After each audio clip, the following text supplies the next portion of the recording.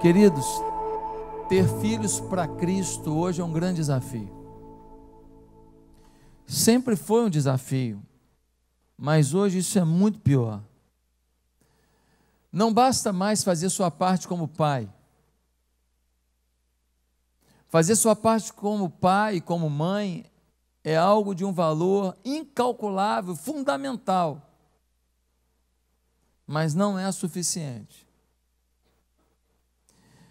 Temos que pregar aos nossos filhos, temos que ser modelo para os nossos filhos, temos que também perceber os conflitos individuais dos nossos filhos, e cada filho tem um conflito e uma necessidade individual. E temos que ainda contar com recursos de conhecimento e habilidades para enfrentar todo o ataque ao qual os nossos filhos são vítimas diariamente no mundo que vivemos. Nunca foi assim.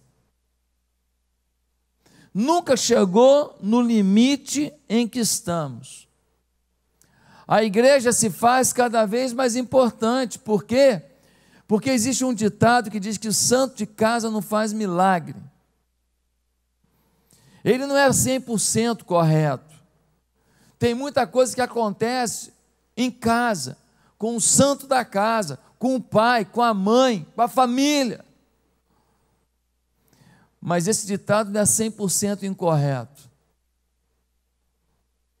Tem coisas que o filho recebe, que a filha recebe do dia a dia, de várias fontes, que se nós não tivermos algum tipo de apoio da igreja, fica mais difícil a obra dos pais.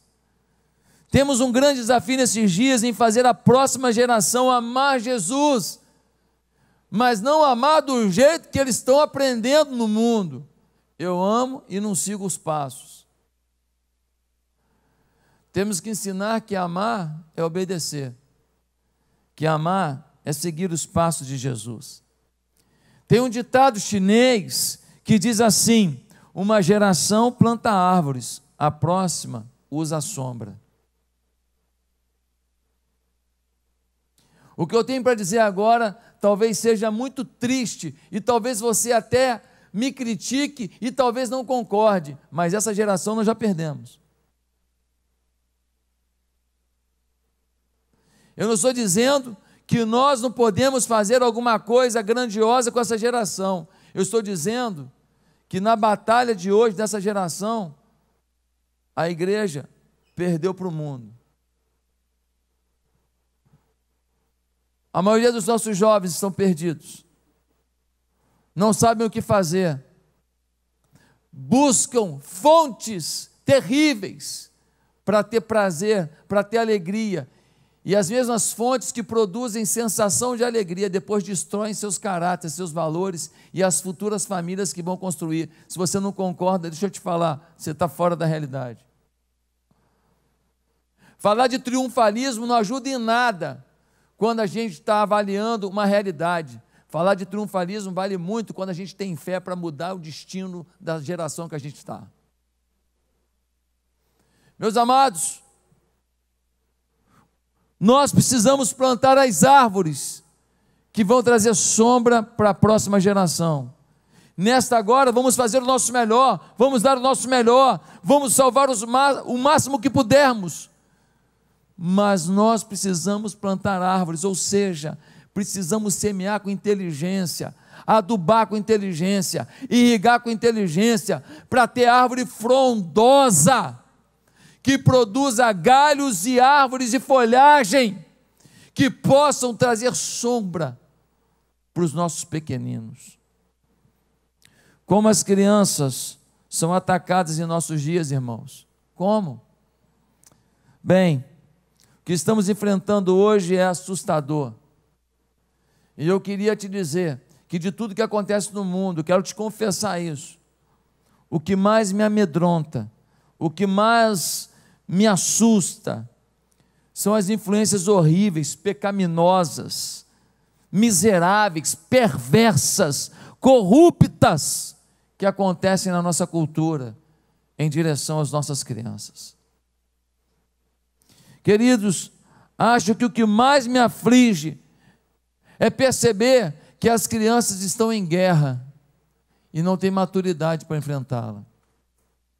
Anote isso aí. Se a pastora Nádia estivesse aqui, eu ia falar, anote isso aí. Ela está? Tá. Meus amados, nós temos que pensar no tema de hoje. Crianças sob ataque. O que faremos? Quais são os ataques que estão diante das crianças? Primeiro, essa cultura está dedicada a destruir as crianças. Eles planejam fazer isso. Não acontece por acaso, não foi sem querer, não foi falta de percepção, não foi, a gente não pensou direitinho, fizemos um programa educacional que a gente não analisou bem. Não, a intenção é clara, o objetivo é claro. A educação no Brasil conspira contra os valores da criança, quer impor uma percepção da sexualidade de forma equivocada na criança, quer distorcer os seus conceitos de gênero, quer prejudicar o seu elo com seus pais, quer inibir o respeito e a honra aos mais velhos, quer trazer ao pensamento da criança uma ideia de que toda essa forma de tratamento carinhosa, respeitosa com os pais, com os avós, com os tios, com os professores, com as pessoas adultas, que tudo isso é balela, porque eles são sem percepção sobre a realidade, eles são aquém da realidade. Queridos, mais de 60, outra coisa prejudicial para as nossas crianças hoje, mais de 62 milhões de crianças foram massacradas no útero. Foi um estudo feito desde a década de 70 para cá. Mais de 62 milhões de crianças foram massacradas no útero. Nós temos hoje uma campanha mundial pelo aborto, uma campanha mundial pela morte do indefeso. O ser vivo dentro da mulher não é extensão do corpo dela, tem vida própria, tem coração próprio, tem expressão própria. A mãe é a fonte de nutrientes para essa vida independente. Se não estivesse encapsulado por essa bolsa que o protege, seria expurgado do corpo automaticamente. Seria considerado um corpo estranho.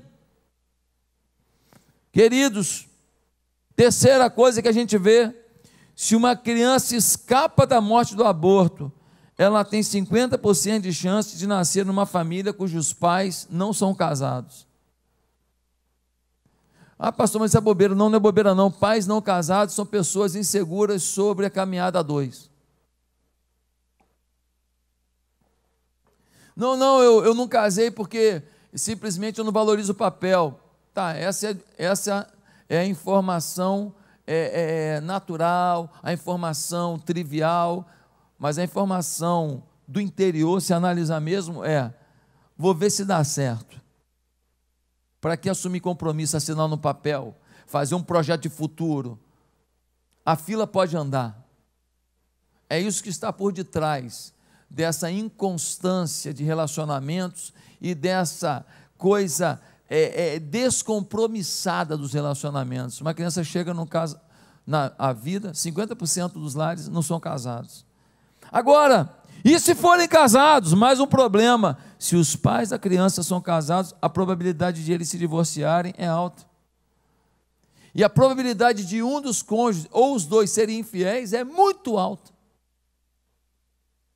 A infidelidade tem atingido patamares assustadores, e isso tem machucado corações, ferido casamentos, terminado com relações, e quem paga a conta é a criança.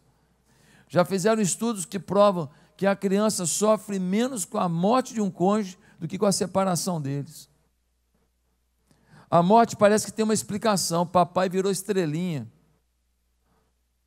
Mas quando um dos dois sai de casa, a impressão que se tem é: papai me abandonou, mamãe me abandonou. Um outro problema grave é a probabilidade dessa criança ser enviada a uma escola e estar sob a influência de uma agenda anti-Deus, anti-Cristo e anti-Escritura Sagrada e anti-igreja. A agenda de hoje é anti-Deus, anti-Jesus, anti-Escritura Sagrada e anti-igreja. Não se engane. A ideologia que tem dominado o nosso Brasil odeia a igreja. De vez em quando, um desses políticos vagabundos do Brasil solta o verbo e fala um negócio assim, sem pensar muito, aí ele solta a verdade dentro dele. Eles odeiam a igreja. Eles odeiam aqueles que lutam pela criança, que lutam pelos valores, que lutam pela família. Eles odeiam.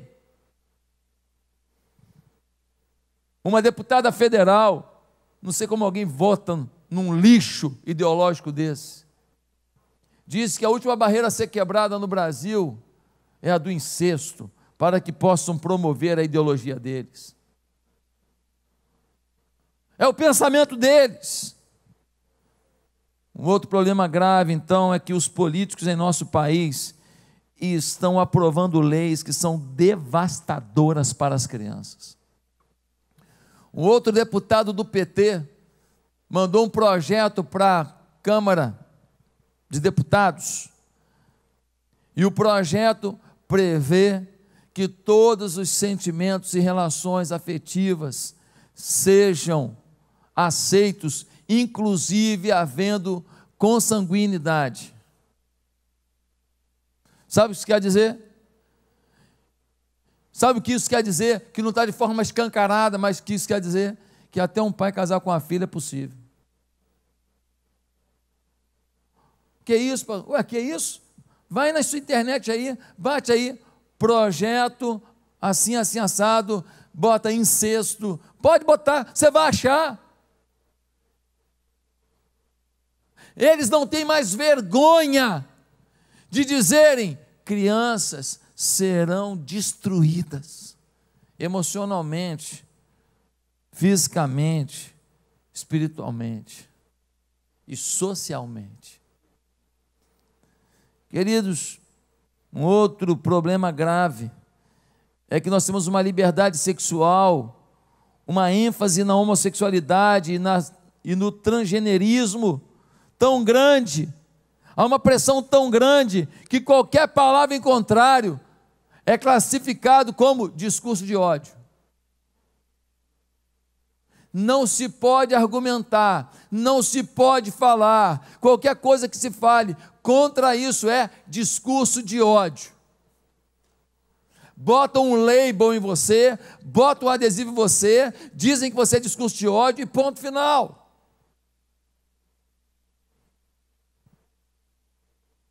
Por uma ação movida pelo PT, um ministro do Supremo Tribunal Federal, esta semana, diz que agora, no documento que os hospitais emitem para o nascimento de uma criança, não pode mais falar pai e mãe. Um homem canetando em nome de 215 milhões de brasileiros. Por acaso, algum ser vivo, algum menino, menina vem ao mundo sem um sêmen e um óvulo? Tem um pai e tem uma mãe. Não, mas não pode, para não constranger as outras possibilidades de formação de família. Um outro problema grave que as crianças estão enfrentando são as mentiras do racismo sistêmico e das questões identitárias que dominam as ideologias das universidades, que dominam também o segundo grau, o ensino médio, dominam também o ensino fundamental. e dominam inclusive algumas igrejas. Já existem igrejas em que se a gente pudesse, se eles pudessem, tirava a bandeira do Brasil, botava uma bandeira vermelha. Quem fala de família, de criança, do jeito que a gente fala aqui, é taxado de conservador, fundamentalista, e tudo de ruim que você possa chamar. Queridos, outro problema para as crianças, sabe qual é? Cineastas, produtores musicais, grandes fornecedores de tecnologia e mídia social, literalmente decidiram bombardear as crianças. Se você for numa rede social, algumas delas, e você escrever certas coisas contra pessoas, contra tudo, principalmente pessoas que defendem essa ideologia, o próprio algoritmo da rede social te critica, fala, ó, você não pode falar essa palavra não, hein? Você vai falar mesmo? Ó, eu posso te expulsar da rede social se falar essa palavra. Mas tenta falar qualquer coisa ligado a essas coisas que a gente conversou aqui, e ligado à criança, você fala à vontade, não há censura. As crianças estão indefesas diante de ataques implacáveis. Elas não têm estrutura para aguentar essa pressão. A criança, ela vai assistir hoje um desenho da Disney, e na Disney tem um personagem transgênero. Qual a necessidade disso? Não para promover aceitação, para promover aceitação de quê? Ah, isso é discurso de ódio, não, ela é uma criança. Ela pode até ver um Jerry correndo atrás, um Tom correndo atrás de um Jerry, é melhor ela ver, viu, nunca bati ninguém por causa de Tom e Jerry. Nunca machuquei ninguém porque o Popeye batia no Brutus, nunca.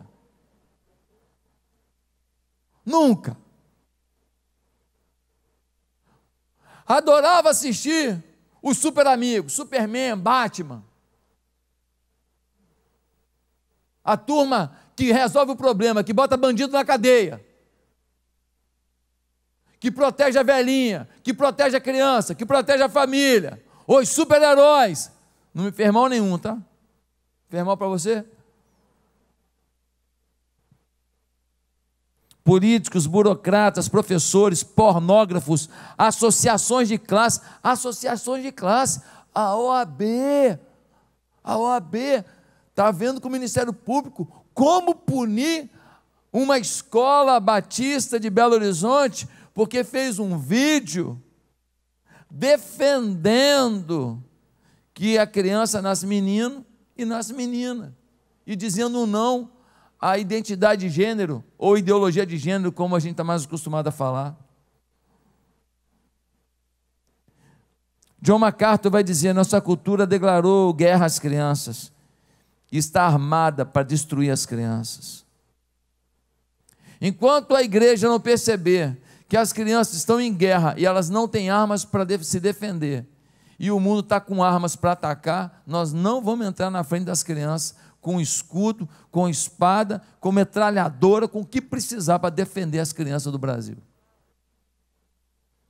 Meus queridos, os filhos, eles já chegam ao mundo num ambiente pecaminoso, sim ou não? Os filhos já são forçados a suportar um mundo afetado pelos pecados de seus pais, quando nascem.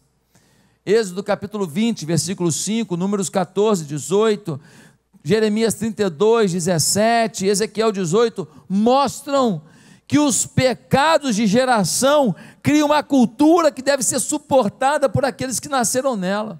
É uma realidade padrão, ou seja, já existe um problema para os nossos filhos, que é a pecaminosidade que nós estamos gerando no mundo para eles. Só que a coisa está forçada demais.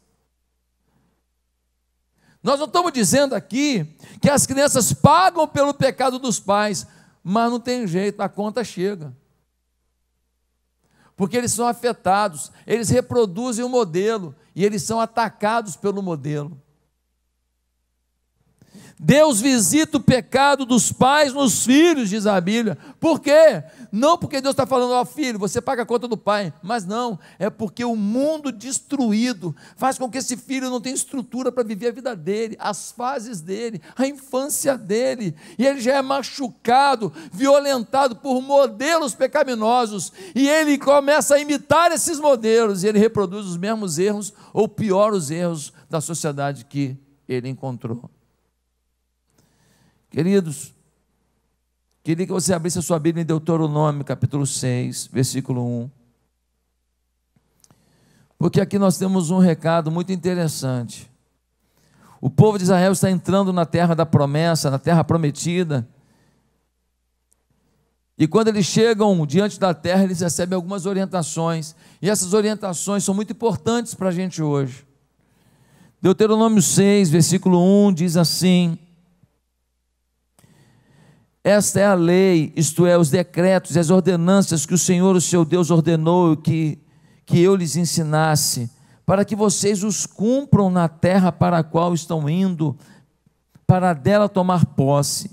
Desse modo, vocês, seus filhos e seus netos temerão ao Senhor. Olha aqui, ó. Se vocês seguirem isso, seus filhos e seus netos temerão ao Senhor, o seu Deus, e obedecerão a todos os seus decretos e mandamentos que eu lhes ordeno todos os dias da sua vida, para que tenham vida longa. Opa, promessa, vida longa. Ou se obedeça, ó Israel, assim tudo lhe irá bem, e você será muito numeroso, numa terra onde manam leite e mel, como lhe prometeu o Senhor, o Deus dos seus antepassados. Ouça, ó Israel, o Senhor, o nosso Deus, é o único Senhor. Ame o Senhor, o seu Deus, de todo o seu coração, de toda a sua alma, de todas as suas forças. Que todas essas palavras que hoje lhe ordeno estejam em seu coração. Ensine-as com persistência. Olha isso aí. Ensine-as com persistência a seus filhos. Converse sobre elas quando estiver sentado em casa, quando estiver andando pelo caminho, quando se deitar e quando se levantar. É o tempo inteiro. Olha a ordem que foi dada lá em Deuteronômio, lá no tempo do povo entrando na terra prometida. Já estava avisando aqui, ó, se for só de vez em quando não vai dar, se for só no domingo não vai dar, se for só na classezinha da escola bíblica dominical não vai dar. O alerta já estava aqui, porque Deus já sabia da guerra contra a criança. Amarre-as como um sinal nos braços e prenda-as na testa. Escreva-as nos batentes das portas de sua casa e em seus portões. Ou seja, bota no batente da porta, bota na testa, faz o teu filho olhar para a palavra o tempo inteiro, faz ele perceber a palavra o tempo inteiro, faz ele ter curiosidade de por que você dá tanta importância assim à palavra o tempo inteiro. Os judeus colocam, os ortodoxos, no braço, botam na testa e também colocam na entrada de suas casas um trechinho da palavra de Deus até hoje. O Senhor, o seu Deus, os conduzirá à terra que jurou aos seus antepassados, Abraão, Isaque e Jacó, dar a vocês terra com grandes e boas cidades que vocês não construíram, com casas cheias de tudo que há de melhor, de coisas que vocês não produziram, com cisternas que vocês não cavaram, com vinhas e oliveiras que vocês não plantaram. Quando isso acontecer e vocês comerem e ficarem satisfeitos, olha aqui, ele fala, ó, se você ensinar seus filhos e vocês andarem nos mandamentos do Senhor, vocês vão prosperar e vocês vão ter poço que vocês não cavaram, vocês vão ter fruta que vocês não plantaram, vocês vão ter alimento que vocês não cultivaram, ou seja, vocês terão mais do que fizerem, eu vou prosperar, eu vou fazer vocês irem além. Coisa maravilhosa, né? Mas olha a palavra agora, diz assim, versículo 12: Tenham cuidado. Repete comigo, cuidado. Vamos ver qual é o alerta? Diz assim: não esqueçam o Senhor que os tirou do Egito, da terra da escravidão. Temam o Senhor, o seu Deus, e só a Ele prestem culto, e jurem somente pelo seu nome. Não sigam outros deuses, os deuses dos povos ao redor, pois o Senhor, o seu Deus, que está no meio de vocês, é Deus zeloso. A ira do Senhor, o seu Deus, se acenderá contra vocês, e Ele os banirá da face da terra. Olha a palavra do Senhor. Ele está dizendo: vocês vão entrar na terra prometida, vocês fiquem firmes comigo, e lá vocês vão usufruir de grandeza, vocês vão melhorar a vida, vocês vão usar roupa bonita, vocês vão poder comer McDonald's, vocês já nem vão querer mais, vocês vão querer comer sanduíche, agora hambúrguer gourmet, vocês não vão mais querer qualquer coisa. Quando chegar no aniversário do seu filho, em vez dele pedir: pai, me dá um cachorro quente, vai falar assim: pai, posso ir num japonês? Eles vão mudar os hábitos, eles vão querer coisa mais gostosa, eles vão querer coisa melhor, eles vão querer roupa melhor, eles vão descobrir que existem marcas de roupa. Olha, vocês vão prosperar, mas toma cuidado, porque com a prosperidade vem outras tentações. Eu estive lá no Ribeirinho agora, eu fui numa comunidade chamada Irajá, 1 hora de voadeira, de Lábrea até lá. São 15 famílias. Os meninos não têm mais nada para fazer, a não ser brincar e ficar com os pais. Tem tentação lá? Tem. Tem problema lá? Tem. Tem dificuldade lá? Tem. Mas os meninos não têm outro lugar para ir, não. Os meninos não saem à noite e a gente não sabe onde está, não. Eles não encontram num shopping com alguém que tem um objetivo escuso, sexual, e vai para o banheiro para sediar o filho, não. Os meninos não têm como dormir fora e dormir na casa de alguém, e você pensar na casa de gente de confiança, e de repente tem um primo lá que é maconheiro e que oferece um negócio. Não, eles estão ali o tempo inteiro, juntinho dos pais. A prosperidade traz problemas. Não estou falando contra a prosperidade, só estou dizendo que ela vem na embalagem também com problemas. O texto diz que Deus é Deus zeloso e que Ele não vai aguentar se a gente, por causa da prosperidade, ignorar a presença dEle. Agora olhe Juízes, capítulo 6, capítulo 2, versículo 6, Juízes, capítulo 2, versículo 6, diz assim: depois que Josué despediu os israelitas, eles saíram para ocupar a terra, cada um a sua herança. O povo prestou culto ao Senhor durante toda a vida de Josué e dos líderes que sobreviveram a Josué e que tinham visto todos os grandes feitos do Senhor em favor de Israel. Josué, filho de Nun, servo do Senhor, morreu com a idade de 110 anos. Foi sepultado na terra de sua herança, em Timnat-Heres, nos montes de Efraim, ao norte do monte Gaás. Depois que toda essa geração foi reunida a seus antepassados, surgiu uma nova geração que não conhecia o Senhor e o que Ele havia feito por Israel. Entraram na terra prometida, Moisés faz da liderança do povo, Josué assume. Josué agora está ali à frente do povo, aquele líder. O povo ainda conhece as coisas que Deus fez. Deus tirou do Egito através das pragas. Eles atravessaram o Mar Vermelho, eles chegaram na terra prometida, eles tiveram maná no deserto, eles tiveram uma sombra por causa de uma nuvem sobre eles durante o dia, eles tiveram uma coluna de fogo que dava calor, calefação para eles durante a noite. O povo ainda lembrava, mas surgiu agora uma nova geração que não ouviu o recado que foi dado em Deuteronômio 6.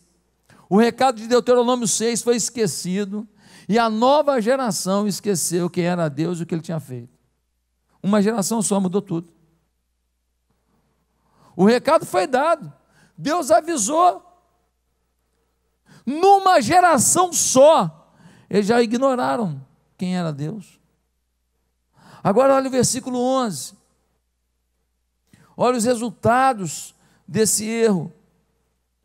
Juízes 2, versículo 11, diz assim: então os israelitas fizeram o que o Senhor reprova, e prestaram culto aos Baalins, abandonaram o Senhor, o Deus dos seus antepassados, que os haviam tirado do Egito, e seguiram e adoraram vários deuses dos povos do seu redor, provocando a ira do Senhor. Abandonaram o Senhor e prestaram culto a Baal e a Astarote. A ira do Senhor se acendeu contra Israel, e ele os entregou nas mãos dos invasores, que os saquearam. Ele os entregou aos inimigos ao seu redor, aos quais já não conseguiam resistir. Sempre que os israelitas saíam à batalha, a mão do Senhor era contra eles, para derrotá-los, conforme lhes havia advertido e jurado. Grande angústia os dominava. Foi dado o aviso em Deuteronômio, não foi?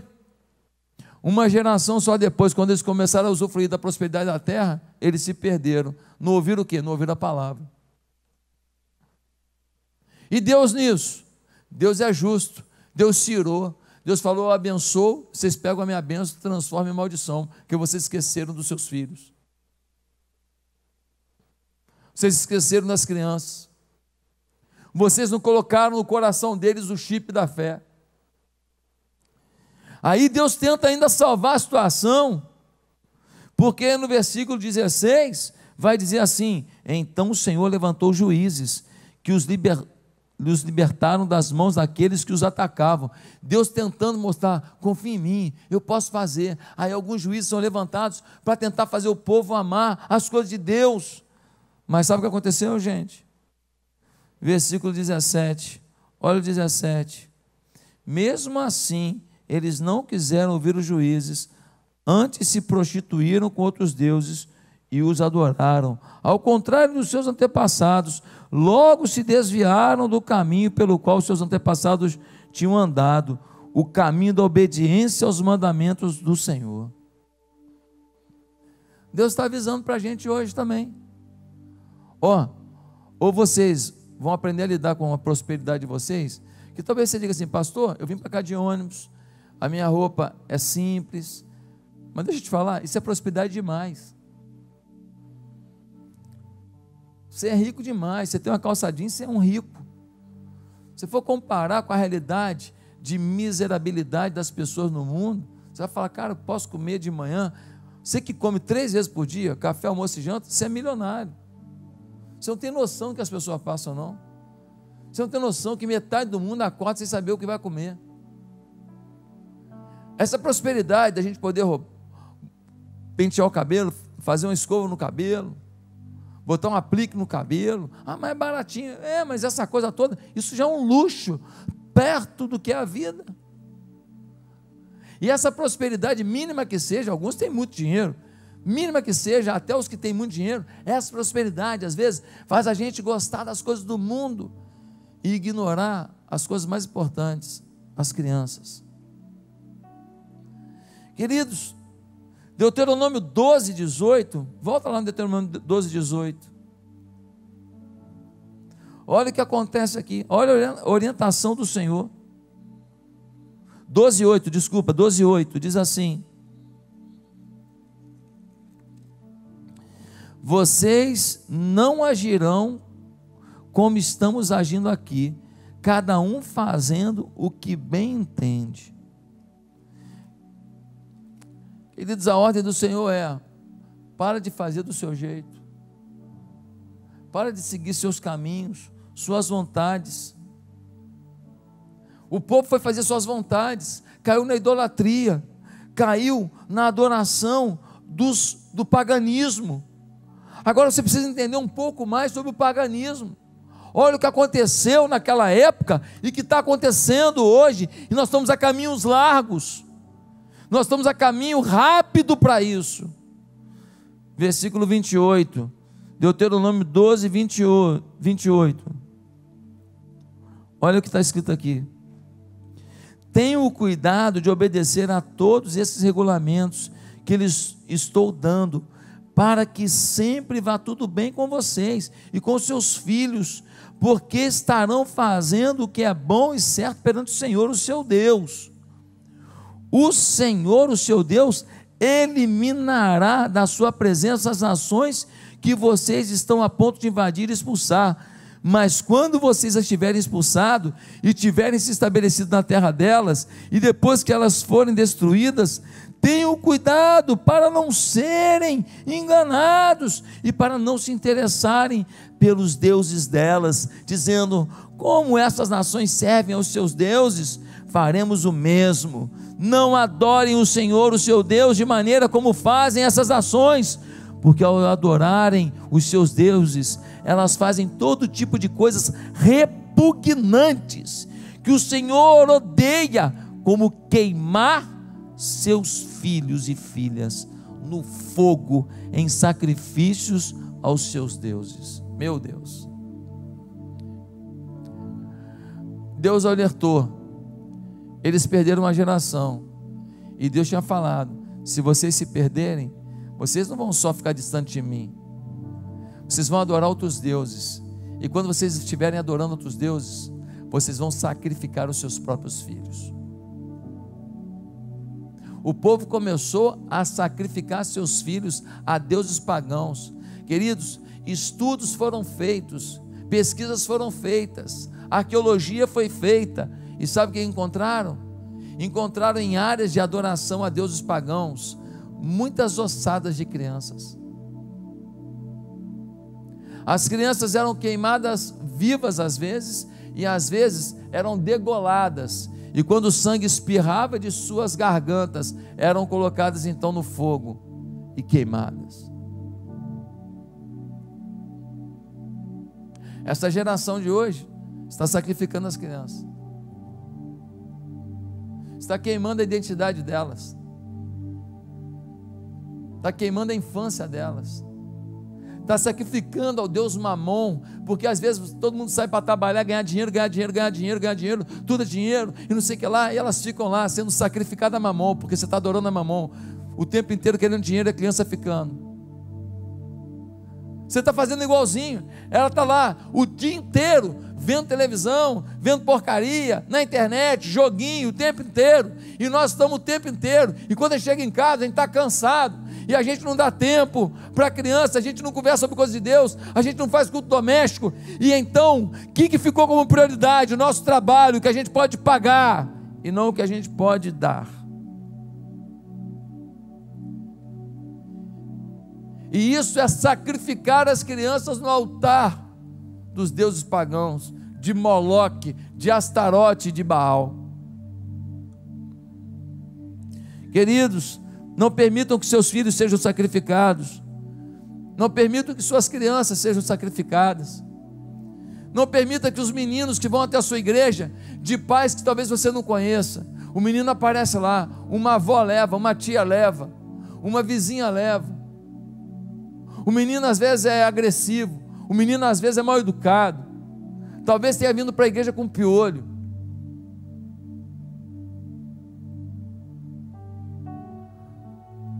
Mas talvez seja a última chance daquela criança não ser sacrificada a Moloque, ou a Mamon, ou a Baal, deuses desse mundo de desejo, de carnalidade, de homossexualidade, de transgeneridade e de tantas outras coisas que têm confundido a cabeça das crianças. Elas não têm maturidade para lidar com isso, e elas estão esquecendo quem são e assumindo uma identidade dos deuses pagãos. Queridos, em Ezequiel 16:20, nós temos uma afirmação muito forte, e eu queria que a gente está caminhando para o fim. Ezequiel 16:20. Eu quero que você pense muito no que eu vou te ler agora. E você ainda pegou os seus filhos e filhas que havia gerado para mim e os sacrificou como comida para os ídolos. a sua prostituição não foi suficiente? O povo se afastou, perdeu uma geração. Quando ele se afastou, ele começou a cultuar outros deuses, os deuses do mundo, que hoje são o poder, a fama, os seguidores de internet, o dinheiro, as marcas, os restaurantes caros, são os deuses da gente hoje. A nossa auto-idolatria. Por conta disso, os filhos são sacrificados aos deuses pagãos. Mas o problema é que o texto está dizendo: e você ainda pegou seus filhos e filhas que havia gerado para mim. Deus está dizendo que é a infância dele. Deus está dizendo que até que essa criança tenha força cognitiva, evolução, maturidade para tomar seu rumo, seu destino, ela é propriedade do Senhor, e depois ela vai decidir com quem ela fica. O Senhor está dizendo que um filho que é gerado, essa criancinha, que ainda não tem capacidade de discernir o sim e o não em termos espirituais, que é propriedade do Senhor.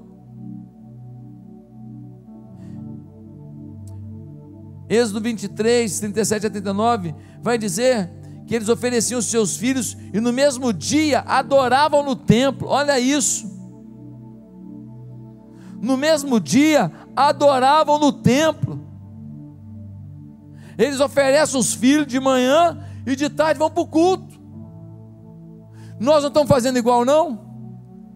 A gente oferece os nossos filhos a semana inteira, a gente oferece as crianças a semana inteira, porque a gente tem muita coisa para fazer, academia para ir, trabalho para fazer, amiga para encontrar e tanta coisa. E aí o que acontece no final? Acontece no final que no domingo a gente vem para o culto,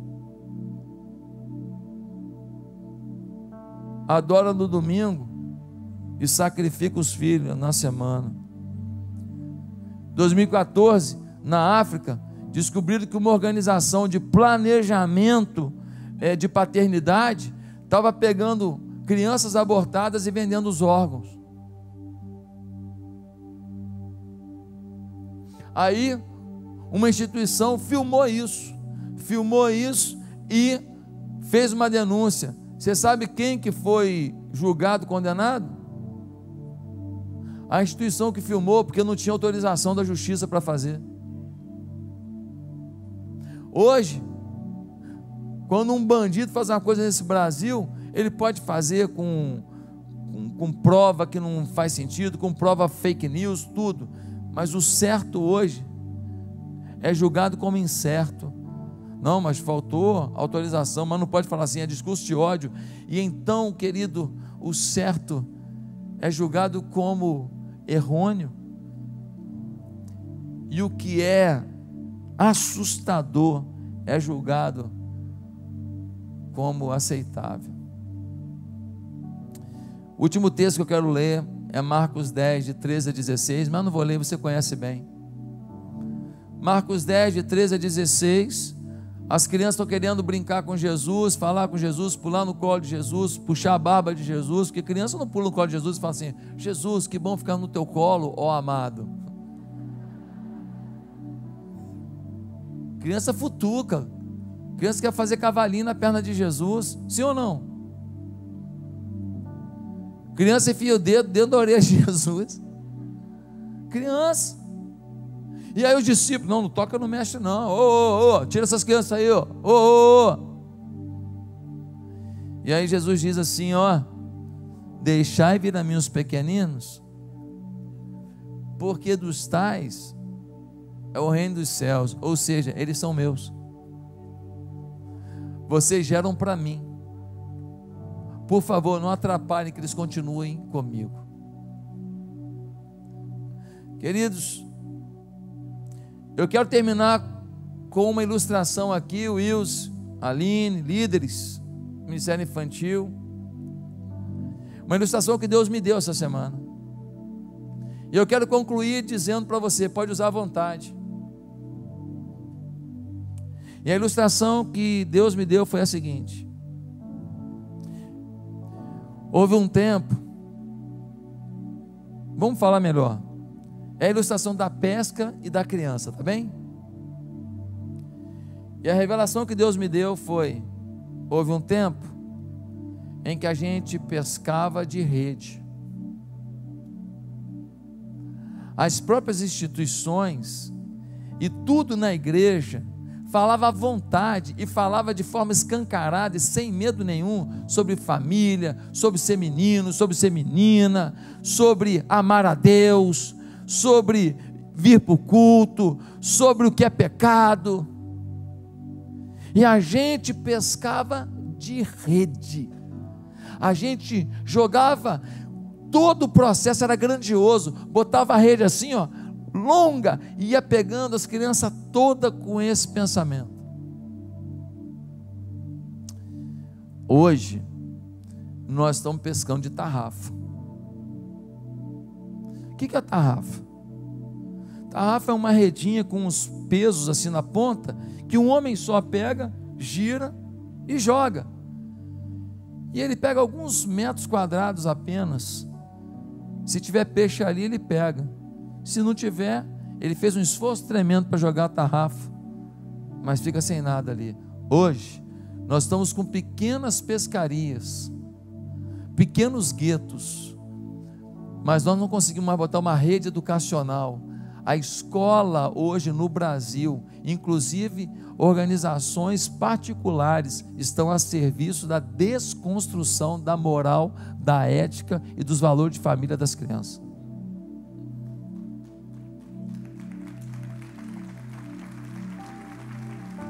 Mas tem a última parte da minha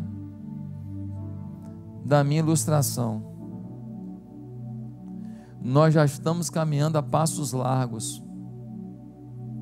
Se a gente não tiver coragem de não se posicionar, nós estamos caminhando a passos largos para ter que pescar de anzol.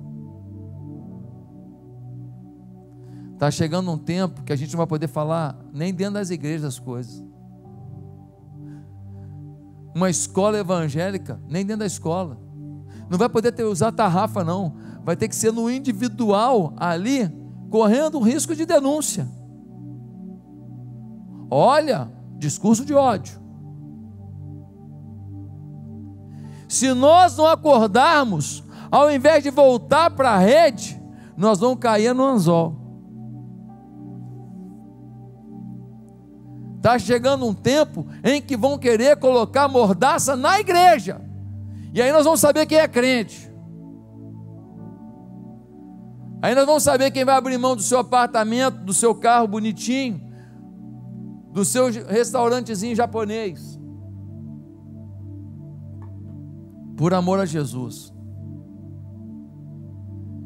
Está chegando um tempo que, para falar a verdade para o teu filho, se ele contar na escola que você falou, a escola vai te denunciar, porque é isso que acontece em muitos países já. Queridos,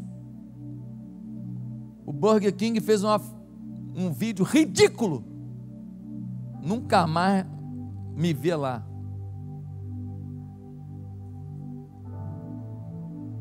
Botando criança para falar o que não entende, falando de coisas que de ciência nada tem. Se alguém acredita nisso lá, guarde para eles, não bote as crianças para pregar isso. A OAB está tentando prejudicar a escola lá de Belo Horizonte, a escola Gexêmani. Por quê? Porque fez um vídeo com criança para falar o contrário. Está chegando um tempo que nem com tarrafa a gente vai poder pescar. Ou a gente faz uma revolução no Brasil, a gente vai para a rua, a gente mete a boca no trombone, a gente usa nossas redes sociais, a gente começa a impactar a escola, a gente vai para a escola e peita a escola, a gente entra com processo contra a escola, a gente vai usar as mesmas armas que todos nós temos como cidadão, ou então a gente perde as crianças. Processa a escola, judicializa a coisa, vai para a briga. Ah, o cristão Isso não é da paz. Da paz? Da paz. O próprio Jesus disse: não vos chamei para paz nenhuma, chamei vocês para a guerra. Para a guerra. Para o pau quebrar. Chamei vocês para defender as crianças que são minhas. Se nós não tomarmos uma posição enérgica no Brasil de hoje, vamos perder a próxima, porque essa a gente já perdeu. Que Deus tenha misericórdia. Amém.